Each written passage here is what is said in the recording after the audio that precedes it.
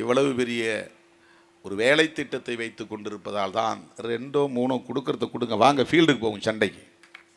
விடுதலை சிறுத்தைகள் பிஜேபி எதிர்த்து சண்டை போடுவதற்குத்தான் களத்தில் இருக்கிறோம். நீ 2 3 2 கொடுத்தாலும் ஒன்று தான், 3 கொடுத்தாலும் ஒன்று தான், அதில் ஒன்றும் பெரிய மாற்றம் ஏற்பட போகிறதில்ல. 4 கொடுத்தாலும் ஒன்று தான், அதில் ஒன்றும் பெரிய மாற்றம் ஏற்பட போகிறதில்ல. 35 மார்க் எடுத்தால் தான் ஒருத்தன் பாஸ் பண்ண முடியும். 10 மார்க்கில் 11 போட்டான்னா, 12 போட்டான்னா, 13 போட்டான்னா நோ யூஸ், அது ஒன்றும் கிடையாது. 34 மார்க் எடுத்தவனுக்கு 1 மார்க் போட்டால் அவன் பாஸ் பண்ணி வெளியே வந்துடுவான். அப்போ நமக்கு 2 3 ஆகிறதுனால ஒன்றும் பெரிய மாற்றம் நிகழ போகிறதில்ல. ஒரு சந்தோஷம். போன தடவை 2, இந்த தடவை 3, ஒரு கெத்தாக வர்றாரு திருமாவளவன், அப்படி எனக்கு தான் மரியாதை கிடைக்கும், மக்களுக்கு ஒன்றும் அதனால் மரியாதை இருக்காது. அதனால் ஒன்றும் பெருசாக நாட்டுக்கு பலன் விளைய போகிறதில்ல. Don't care. அதனால் அது 2 3 அதை பற்றி நான் கவலைப்படலை. திருமாவளவனுக்கு நாங்கள் 2 தான் கொடுத்தோம், 3 கொடுக்கல அப்படின்னு யாராவது சந்தோஷப்பட்டால் அந்த சந்தோஷம் தற்காலிகமான சந்தோஷம்தான். அல்லது நாங்கள் கொடுக்க விடாமல் தடுத்துட்டோம், எவ்வளவு ஜாக்கிரதையாக நாங்கள் பண்ணிட்டோம் அப்படின்னு நீங்கள் சந்தோஷப்பட்டோம், அதை பற்றி எங்களுக்கு கவலை இல்லை. எங்களுக்கு பிஜேபி வீழ்த்தப்பட வேண்டும், எங்களுக்கு அரசமைப்பு சட்டம் பாதுகாக்கப்பட வேண்டும், மோடி மீண்டும் பிரதமர் ஆகாமல் தடுக்கப்பட வேண்டும். அதனால் தமிழ்நாட்டில் 40 இடங்களிலும் விடுதலை சிறுத்தைகள் போட்டியிடுகிறோம் என்கிற உணர்வோடு களத்தில் இறங்குகிறோம். நாங்கள் 2ங்கிறாங்க, நாங்கள் நினைக்கிறோம் 40ன்னு நினைக்கிறோம். தமிழ்நாட்டிலே விடுதலை சிறுத்தைகள் கட்சி எத்தனை இடங்களில் போட்டியிடுகிறது என்று டிபேட் செய்கிறார்கள். அட அற்பர்களே, நாங்கள் 40 இடங்களில் போட்டியிடுகிறோம், நீங்கள் ஏன் எங்களை பற்றி கவலைப்பட்டு கொண்டிருக்கிறீர்கள்? இன்னும் அவங்களுக்கு ரொம்ப கவலையா. திருமாவளவன் பாவும் 10 லட்சம் பேரை திரட்டி காட்டினாரு, 4 கேட்டாரு, 3 கேட்டாரு, முடியல. புதுசாக வந்தவர் ஏதோ கோடியாக அள்ளி கொடுத்துட்டாரு. இதுக்கெல்லாம் மயங்கிற சராசரி ஆள் அல்ல திருமாவளவன். அதை எழுதி வைத்துக் கொள்ளுங்கள். உங்கள் விமர்சனம் ஒன்றும் எம்மை செய்யாது. அரசியல் களத்தில் அடியெடுத்து வைத்த போது எப்படி இருந்தானோ திருமாவளவன், அப்படித்தான் இந்த 34 ஆண்டுகளிலும் அதே நிலையில்தான், அதே உணர்வோடு தான், அதே வீரியத்தோடு தான் நிற்கிறார். ஒரு தேர்தல் அரசியல் களத்தில் வெளிப்படையாக அதிமுக விடுதலை சிறுத்தைகளுக்கு அழைப்பு விடுத்தது. அதை பொருட்படுத்தினோமா?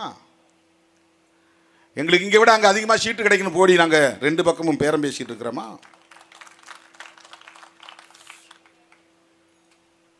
இங்கே பேசுறது அங்கே தெரியணும், அங்கே பேசுறது இங்கே தெரியணும், இன்னமும் பேசிட்டு இருக்கிறாங்க சில கட்சிகள். உங்களுக்கு தெரியும், அங்கேயும் அட்வான்ஸ் வாங்குறாங்க, இங்கேயும் அட்வான்ஸ் வாங்குறாங்க. யாருன்னு உங்களுக்கு தெரியும். அந்த சராசரி அரசியலை விடுதலை சிறுத்தைகள் கட்சி செய்யாது. அடுத்த தேர்தலில் எங்களுக்கு 1 சீட்டு கொடுத்தாலும் எங்களுக்கு அதை பற்றி பிரச்சனை இல்லை.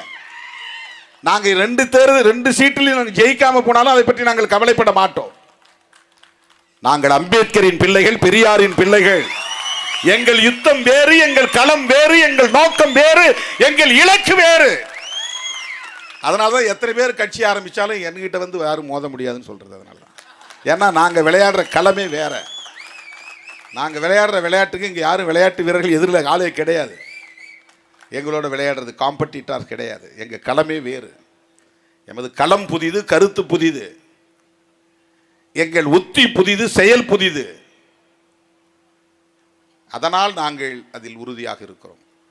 சராசரியாக சும்மா குடிச்சிட்டு எவனும் டிபேட்டு சோசியல் மீடியாவில் பேசிகிட்டு இருக்கிறான். அப்படி அமை இப்படி அமை ஆதவ அர்ஜுன் ஒருத்தர் வந்தாராமே 100 கோடி, என்ன 100 கோடி கொடுக்குது, அவங்க என்ன பித்தா பிடிச்சி போச்சு.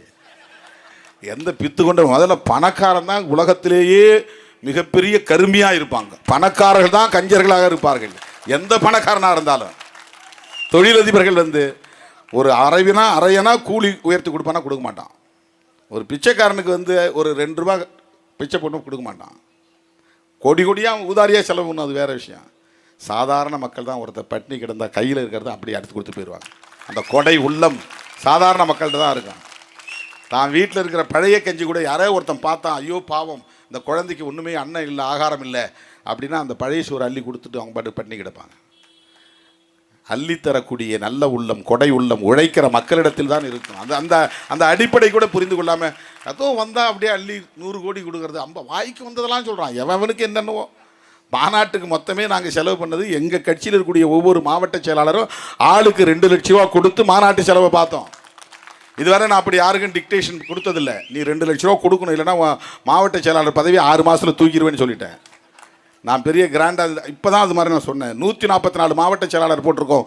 இந்தியாவில் எந்த கட்சியும் இப்படி ஃப்ராக்மெண்ட் பண்ணது கிடையாது. 2 ஒன்றியத்துக்கு ஒரு மாவட்ட செயலாளர். என்ன எங்களை ஒன்றிய செயலாளர் ஆக்கிட்டீங்க? ஆமாம், ஒன்றிய செயலாளர் தான், ஆனால் மாவட்ட செயலாளர்னு பேர். போ, நீ 10ஆம் கிளாஸ் தான் படிச்சிருக்க, உனக்கு BA டிகிரி கொடுக்குறேன் போ.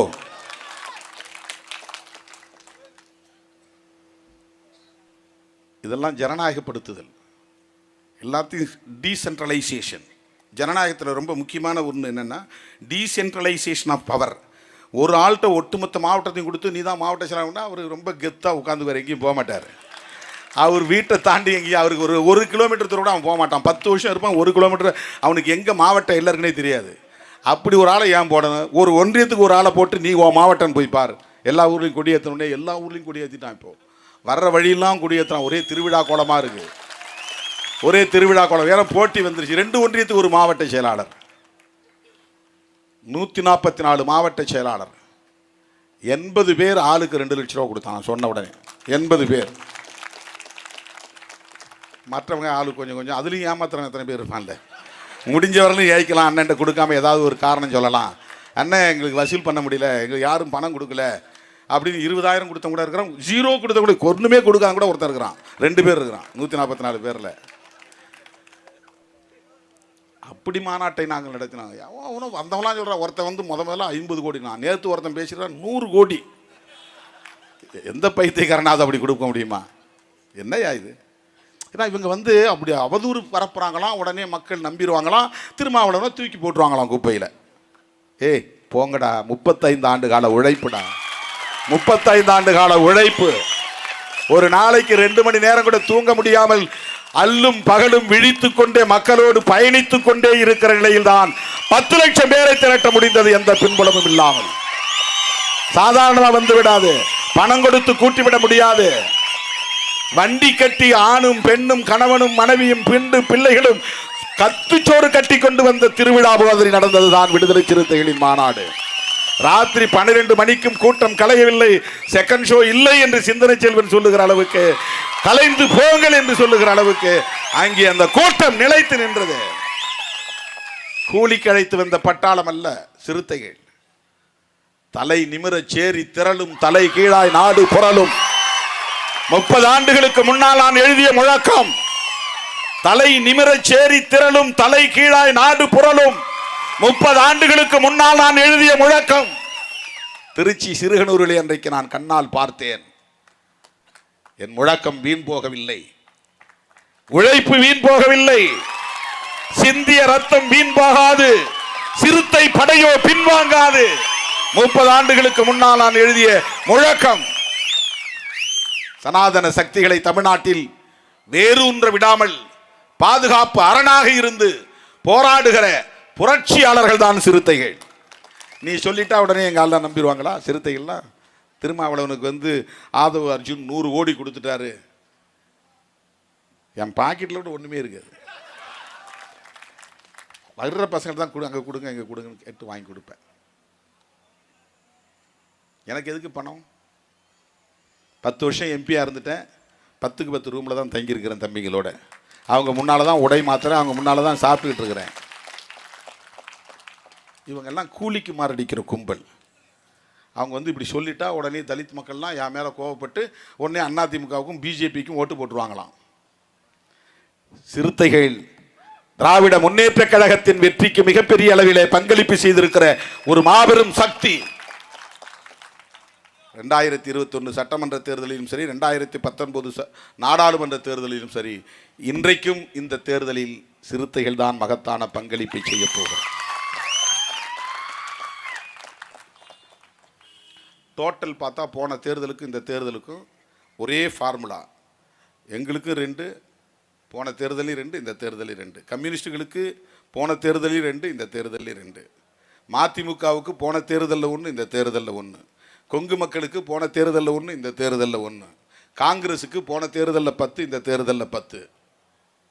No change. யாருக்காவது கூட குறைய கொடுத்துருந்தா நாம் வந்து விடுதலை சிறுத்தைகள் கோட்டை விட்டாங்கன்னு சொல்லலாம். Same formula. சரி, திமுகவுக்கு என்னாச்சு? கூட்டணி கட்சிகள்லாம் அதே தொகுதியில் போட்டிடுறோம். திமுக 2 தொகுதி கம்மியாக போட்டிடுது இந்த தேர்தலில். உண்மையிலேயே திமுகவுக்கு 2 தொகுதி கம்மி. எப்படின்னா, போன தேர்தலில் 24 உதயசூரியன் சின்னம் களத்தில் இருந்துச்சு. 20 பேர் திமுக, 4 பேர் கூட்டணி கட்சி. விடுதலை சிறுத்தையில் ஒரு தொகுதி, பாரிவேந்தர் கட்சியில் ஒரு தொகுதி, கொங்கு மக்களில் ஒரு தொகுதி, மதிமுகவில் ஒரு தொகுதி. 4 கூட்டணி கட்சி உதயசூரியன், 20 திமுக உதயசூரியன், மொத்தம் 24. ஆனால் இந்த முறை மொத்தம் உதயசூரியன் நிற்க போகிறதே 22 இடம் தான். உள்ளபடியே திமுகவுக்கு தான் குறைஞ்சு போயிருக்கு. இதை எவனும் சொல்ல மாட்டான், எழுத மாட்டான். எப்படி குறைஞ்சுது? போன முறை நீ 2, அவங்களும் 2, அவங்களும் 2, அவங்க 1, இவங்க 1, அவங்க 10, இந்த தடவையும் அதே மாதிரி தான் இருக்குது. அப்புறம் எப்படி திமுக 2 குறைஞ்சிதுன்னா, போன முறை விடுதலை சிறுத்தைகள் உதயசூரியன் சின்னத்திலே நின்றது, இந்த முறை பானை சின்னத்திலே நிற்கிறது. 1 குறைஞ்சது. போன முறை மதிமுக உதயசூரியன் சின்னத்தில் நின்னது, இந்த முறை அவங்க பம்பரத்தில் இருக்கிறார்கள், 2 குறைஞ்சிச்சு. அதனால் இப்போ 22 ஆயிடுச்சு. கணக்குப்படி பார்த்தா, புள்ளி விவரப்படி பார்த்தா திமுகவுக்கு தான் 2 தொகுதி குறைஞ்சிருக்கு. வேற யாருக்கும் குறையவும் இல்லை, கூடவும் இல்லை. Same formula. அதனால் நாம் வருத்தப்படுவதற்கு எதுவும் கிடையாது. திமுக நம்ம ஏய்த்து விட்டது என்று கருத வேண்டியதில்லை. என்ன சொல்லலாம், என் திமுக அது 18 குறைச்சிக்கூடாதா, 15 குறைச்சிக்கூடாதுன்னு நம்ம போகிற போக்கில் சொல்லலாம். ஆனால் திமுக என்கிற கட்சி குறைந்தது 20, 22 இடங்களிலே வெற்றி பெற்று போனால்தான் நாளைக்கு பிஜேபி ஆட்சிக்கு வந்தாலும் அல்லது காங்கிரஸ் ஆட்சிக்கு வந்தாலும் அவர்கள் ஒரு குறிப்பிட்ட வேலை திட்டங்களை செய்ய முடியும். 3வது பெரிய கட்சி அல்லது 4வது பெரிய கட்சி என்று இருந்தால் காங்கிரஸ் ஆட்சிக்கு வந்தால் அவங்க கேபினெட்டில் பெரிய இடத்துக்கு வர முடியும். இப்போ நாம் 2, 3 ஆனால் கூட கேபினெட்டில் வர முடியாது. அல்லது நாளைக்கு பிஜேபி ஆட்சிக்கு வந்துச்சுன்னா சட்டத்தை எதிர்க்க முடியும். ஏன்னா ஒரு கமிட்டிக்கு சேர்மன் வாங்க முடியும் அவங்களால. 2 தொகுதி 3 தொகுதி ஜெயிக்கிறவங்களால வாங்க முடியாது. பார்லிமெண்ட்டை பொறுத்த வரையிலும் 5 எம்பிக்கள் இருந்தால் தான் பார்ட்டி, 4 இருந்தால் குரூப், 3 இருந்தால் group. VCK group, VCK party கிடையாது. குறைந்தது 5 எம்பி ஜெயிச்சு போனால் தான் ஒரு பார்ட்டியாக ரெகக்னைஸ் பண்ணுவாங்க பார்லிமெண்ட்டை. அதுக்கு கீழே இருக்கிறவங்கெல்லாம் குரூப்புன்னு பேர். 1 ஆள் இருந்தாலும் குரூப், 2 ஆள் இருந்தாலும் குரூப், 3 ஆள் இருந்தாலும் குரூப். நினச்சா கொடுப்பான், இல்லைன்னா கொடுக்க மாட்டான். டைமில் பேசுறதுக்கு டைம் முடிஞ்சு போச்சுன்னா முடிஞ்சிச்சுன்னு தூக்கி போட்டு பிரைம் மினிஸ்டர் ரிப்ளைன்னு அனுப்பிச்சிடுவான். நாம் காத்துக்கிட்டே உட்காந்துருக்கணும், பேச முடியாது. ஆனால் திமுக அந்த மாதிரியான இடத்துல இல்லை. அவங்க ஆண்ட கட்சியில் இருந்தவங்க, கேபினெட்டில் இருந்தவங்க, 20க்கு மேலே தொடர்ந்து வெற்றி பெற்று வந்தவங்க. இப்போவும் அப்படி போனால் அவங்க கேபினெட்டில் இடம்பெற முடியும். இடம் பெற்றாங்க, அவங்களால சில தாக்கத்தை ஏற்படுத்த முடியும். அதனால் அந்த நிலையை தக்க வைத்து கொள்ள வேண்டும் என்று அவர்கள் நினைப்பதில் ஒன்றும் தவறில்லை. நமக்கு பிடிக்கலைன்னா ஒன்று கூட்டணியை பிரேக் பண்ணிட்டு வெளியே வரணும். இப்போ ஒரே ஒரு தொகுதிக்காக நாமே உருவாக்கிய இந்தியா கூட்டணியை நாம் உடைக்கிறோம் என்றால் நம்மை பற்றி பொதுமக்களின் மதிப்பீடு என்னவாக இருக்கும்?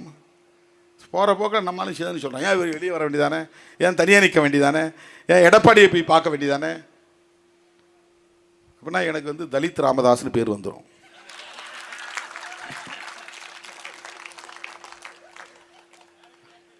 வரலாறு முழுக்க அப்படி ஒரு பெயர் எனக்கு வந்துவிடும். நான் தான் திருமாவளவன் வழி தனி வழி. தற்காலிக பலன்களுக்கு நாம் முக்கியத்துவம் தருவதில்லை. இதெல்லாம் மக்கள் மத்தியில் நமக்கான நன்மதிப்பை உயர்த்தி கொண்டே இருக்கிறது. நாம் கோட்டையை நோக்கி அல்லது அதிகார மையத்தை நோக்கி பயணிக்க வேண்டும் என்பதை விட அந்த அதிகார மையம் நம்மை நோக்கி பயணித்து வரும்.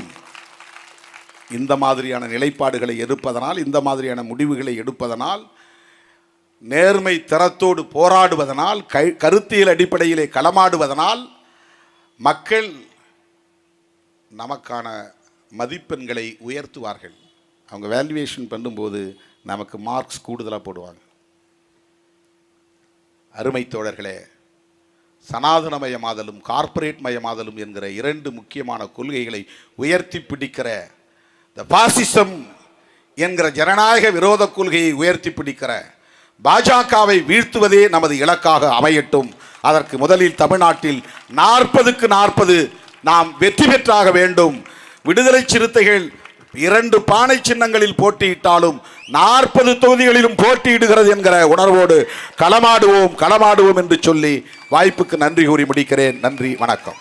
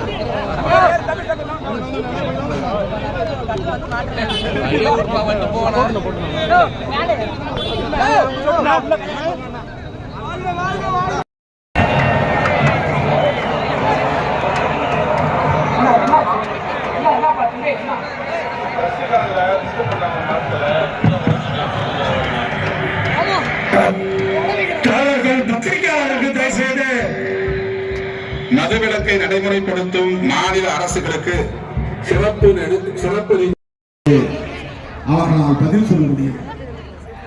அயல் நாடுகளில் இருந்து போதைப் பொருட்கள் இந்தியாவுக்குள்ளே வருகிறது, கப்பல் வழியாக வருகிறது, விமானங்களின் வழியாக வருகிறது. இன்றைக்கு நம்முடைய குக்கிராமங்களிலும் கிடைக்கிறது.